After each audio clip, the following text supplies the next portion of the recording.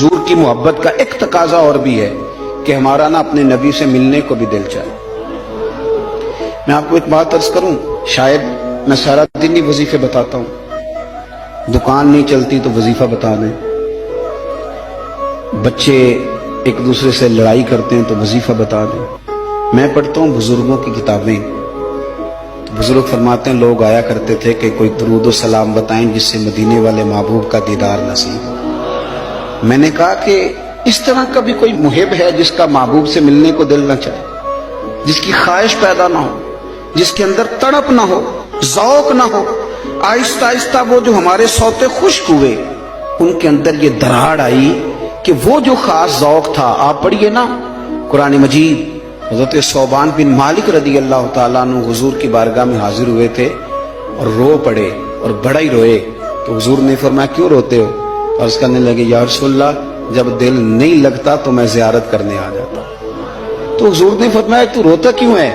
عرض کی سونیا مجبوری یہ ہے کہ آج تو دیدار کر لیتا ہوں، اور صبح قیامت اللہ آپ کی برکت سے جنت دے گا بھی تو آپ تو اونچلے درجے میں ہوں گے نا نبیوں کے ساتھ، تو میں تو ہوں گا غریبوں کے محلے میں، غلاموں کے علاقے میں، حضور وہاں زیارت کیسے کروں گا؟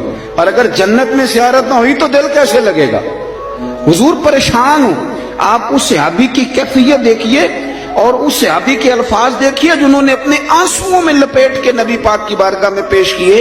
اللہ کے محبوب نے گردن جھکائی تو حضرت جبریل آیتیں لے کے آ گئے، کہا محبوب ان سے کہیں روئے نہ، گویا روئے نہ، جو اللہ اور اس کے رسول کی اطاعت کرے گا نا وہ محروم نہیں رکھا جائے گا۔ فَأُولَٰئِکَ مَعَ الَّذِينَ أَنْعَمَ اللَّهُ عَلَيْهِم مِّنَ النَّبِيِّينَ وَالصِّدِّيقِينَ وَالشُّهَدَاءِ وَالصَّالِحِينَ، فرمایا جو آپ کی اطاعت کریں گے نا انہیں نبیوں کے ساتھ رکھا جائے گا، انہیں شہداء صالحین کے ساتھ رکھا جائے، صدیقین کے ساتھ رکھا جائے۔ میرے بھائی وہ خاص تڑپ جو لوگوں کے اندر حضور کی زیارت کی خاص تڑپ، نبی پاک صلی اللہ علیہ وسلم فرماتے ہیں جس نے مجھے خواب میں دیکھا اس نے مجھے ہی دیکھا۔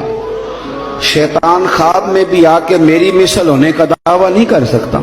وہ جو ایک ذوق ہے حضور کی زیارت کا، ہمارے تو ایسے صوفیاء گزرے جو فرماتے ہیں ایک لمحے کے لیے اگر نبی پاک ہم سے جدا ہو جائیں تو ہم اپنے آپ کو مومن ہی تسلیم نہیں کرتے۔ لیکن اب ہمارے نوجوانوں میں اور ہمارے لوگوں میں جو خاص شوق ہوتا تھا، رات کو نا لوگ نہا کے سوتے تھے، خوشبو لگا کے سوتے تھے، اپنے بستر کو دیکھتے تھے صاف ہے، استغفار پڑھتے تھے، اور پھر وہ مدینہ شریف کی طرف منہ کر کے باوضو درود و سلام پڑھتے سوتے تھے۔